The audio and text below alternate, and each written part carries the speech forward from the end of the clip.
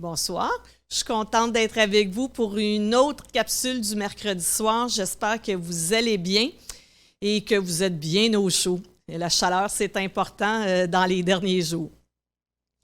Alors ce soir, je propose de poursuivre, de développer un point qui fait suite à mon message de dimanche. Alors dimanche dernier, il y a quelques jours, j'ai parlé à propos d'être les imitateurs de Dieu en suivant l'exemple de Jésus. Alors, si vous n'avez pas écouté le message, je vous invite à aller l'écouter. Je vous invite aussi à lire dans Éphésiens 4 et Éphésiens 5, parce que ce dont je vous parle, Éphésiens 5.1, c'est le verset sur lequel j'ai mis l'accent, d'être les imitateurs de Dieu, parce qu'on est ses enfants bien-aimés en suivant l'exemple de Jésus. Et on a parlé de plusieurs points sur lesquels on pouvait mettre le focus pour suivre l'exemple de Jésus. Et ce soir, je veux parler d'un autre point qui me tient à cœur et que je n'ai pas eu le temps de développer, puis que je développe avec vous ce soir. Alors, un aspect sur lequel on peut imiter Jésus, on peut suivre l'exemple de Jésus, c'est bien sa dépendance au Saint-Esprit. On pourrait dire aussi son partenariat au Saint-Esprit, mais je pense que le mot dépendance, c'est un bon mot. Jésus a été un être humain qui a appris à faire confiance au Saint-Esprit et parce qu'il était humain, il avait besoin de développer son habileté à dépendre du Saint-Esprit. Alors, nous, à combien plus forte raison, nous, les chrétiens humains, on a besoin de l'Esprit, du Saint-Esprit aussi. Alors, ce que Jésus a fait, guérir les gens, exorciser les démons, arrêter une tempête, tous ces gestes de puissance, c'est parce que le Saint-Esprit était en lui et avec lui. Et Pierre va le dire dans Actes 10, 38, il dit « Vous savez comment Dieu a déversé une onction du Saint-Esprit et de puissance sur Jésus de Nazareth, qui allait de lieu en lieu en faisant le bien et en guérissant tous ceux qui étaient sous la domination du diable, parce que Dieu était avec lui. » Alors, c'est la puissance du Saint-Esprit qui agit en Jésus, qui fait en sorte que Jésus peut opérer des miracles, des guérisons. La puissance du royaume était avec Jésus parce que Jésus avait cette ouverture-là au Saint-Esprit, cette dépendance-là au Saint-Esprit. C'était la puissance divine par laquelle Jésus a surmonté ses limites humaines. Bien qu'il était Dieu, qu'il était à la fois Dieu, il était à la fois humain. Puis, cette puissance-là, du Saint-Esprit l'a élevé au-dessus de sa faiblesse humaine au point de vaincre la mort aussi. Alors, suivre l'exemple de Jésus, c'est une invitation à s'ouvrir au Saint-Esprit, à être dépendant au Saint-Esprit comme Jésus l'était. Jésus, c'est notre modèle, notre parfait modèle de sa dépendance au Saint-Esprit. Jean-Baptiste a dit « Moi, je vous baptise d'eau, mais lui, Jésus, il vous baptisera de l'Esprit et de feu. » Alors, comme je l'ai dit depuis le début, la puissance de Jésus, la puissance de son ministère, cette puissance-là vient du Saint-Esprit. Avant que le Saint-Esprit soit descendu sur lui, Jésus n'avait pas encore accompli de miracle. Alors, le ministère de Jésus qui est rempli de l'Esprit, c'est un défi pour nous à dépendre du Saint-Esprit comme Jésus était dépendant du Saint-Esprit. Si on veut être comme Jésus, c'est primordial de réaliser qu'il était rempli de l'Esprit Saint. Et l'Évangile de Luc, ça met un accent considérable sur le Saint-Esprit, particulièrement en relation avec Jésus. Alors, tout au long de sa vie, Jésus est intimement relié au Saint-Esprit, ou le Saint-Esprit est intimement relié à Jésus. Avant sa conception, un ange a dit à Marie, « Le Saint-Esprit viendra sur toi et la puissance du Très-Haut te couvrira. » Ça, on peut trouver ça dans Luc 1, 35. Et il y a plusieurs versets que je vais mentionner au cours des prochaines minutes. Ça se trouve dans Luc.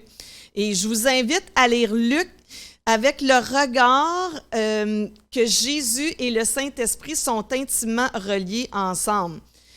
Plus loin, dans Luc 3, 22, on va voir « Or, pendant qu'il priait, le ciel s'ouvrit et le Saint-Esprit descendit sur lui sous une forme d'une colombe. » Et là, ça dit « Celui-ci est mon Fils bien-aimé en qui j'ai mis toute mon affection. » Alors, on voit que le Saint-Esprit descend sur Jésus. Et là, dans Luc 4, 1, on peut continuer. Jésus, rempli de l'Esprit Saint, revint du Jourdain et l'Esprit le conduisit dans le désert. Alors, rempli de l'Esprit Saint. Luc 4, 14, si on avance dans le chapitre 4, Jésus, revêtu de la puissance de l'Esprit, retourna en Galilée. Et là, on peut continuer à lire dans Luc, où on va voir plusieurs endroits où Jésus est revêtu, rempli du Saint-Esprit. Sans le Saint-Esprit, personne ne peut faire ce que Jésus était et faisait avec le Saint-Esprit. D'autant plus qu'il était le Fils de Dieu et nous, on est humains, alors on a besoin de cette puissance-là. Plusieurs veulent imiter Jésus et soyez mes imitateurs, les imitateurs de Dieu en suivant l'exemple de Jésus. Et pour ce faire, pour imiter Jésus, on doit être rempli du Saint-Esprit comme lui-même l'était. En tant qu'homme, il avait besoin du Saint-Esprit. Alors, à combien plus forte raison on a besoin du Saint-Esprit? Si Jésus, le Fils de Dieu, a dépendu toute sa vie du Saint-Esprit, je suppose qu'on aurait pigé l'idée de faire différemment, de vivre notre vie, de vouloir imiter Jésus sans la puissance du Saint-Esprit. Même Luc va parler dans Acte 4 que les gens ont reconnu, Pierre et Jean, ils ont reconnu qu'ils étaient avec Jésus par leur courage et leur autorité. Alors, quand on se tient avec Jésus, quand l'Esprit de Jésus, quand le Saint-Esprit est en nous, on devient des imitateurs de Jésus. Alors, les gens peuvent voir par nos actions de puissance qu'on appartient à Jésus. Quand on est en relation profonde avec Jésus, on ne peut pas faire autrement qu'être touché par ce qu'il est. Alors, plus on est en relation avec lui, plus on va être capable d'accomplir les choses qu'il accomplissait, et pas par nos propres moyens, mais par le Saint-Esprit qui agissait en lui, qui maintenant agit en nous. Alors, c'est le Saint-Esprit qui agissait en Jésus, qui maintenant agit en nous. C'est Jésus en nous avec l'Esprit qui fait qu'on peut devenir ses imitateurs. Alors, on peut être les imitateurs de Jésus parce qu'il est le modèle qui vit en nous.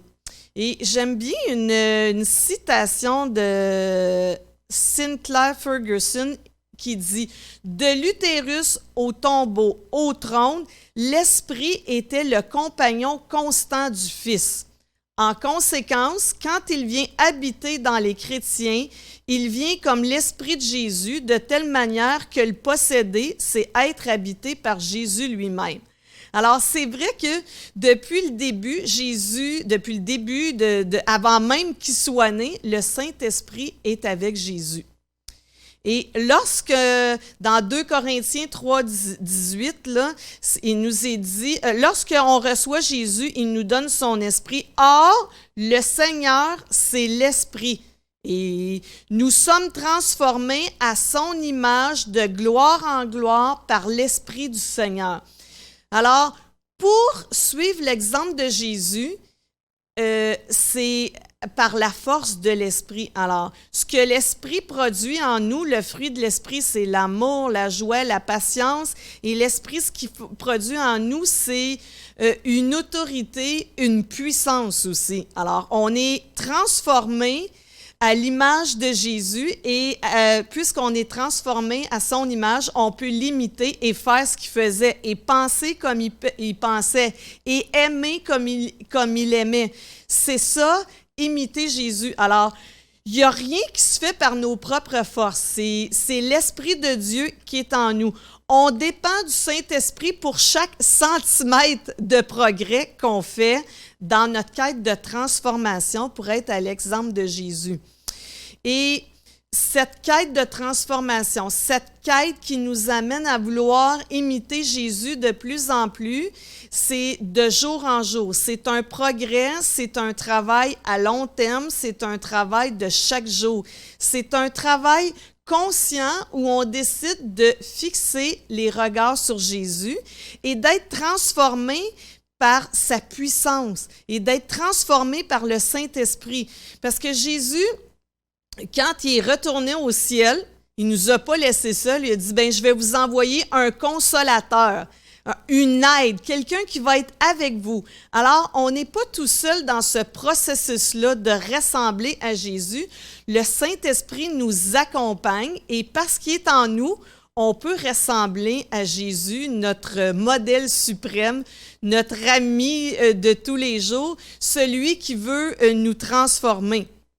Et je termine en partageant aussi une citation de Calvin qui a écrit « C'est l'esprit qui enflamme nos cœurs du feu de l'amour ardent pour Dieu et pour notre prochain. S'il y a quelques bonnes actions en nous, ce sont les fruits et les vertus de la grâce du Saint-Esprit. » Alors, c'est pas par nos propres forces, c'est par Jésus, par le Saint-Esprit qui habite en nous, qu'on devient les imitateurs de Jésus et que le monde entier peut voir sa lumière qui brille à travers nous. Alors ce soir, je veux vraiment vous encourager à poursuivre cet objectif-là d'être l'imitateur de Jésus. Et je veux prier pour vous. Merci Jésus parce que tu vis en nous et parce que tu vis en nous et que ton Saint-Esprit vit en nous, nous pouvons être tes imitateurs et nous pouvons penser, aimer, agir comme toi, faire du bien et nous pouvons être dirigés par ton Saint-Esprit. Merci parce que tu nous accompagnes dans ce processus-là, que ton nom soit béni, soit loué.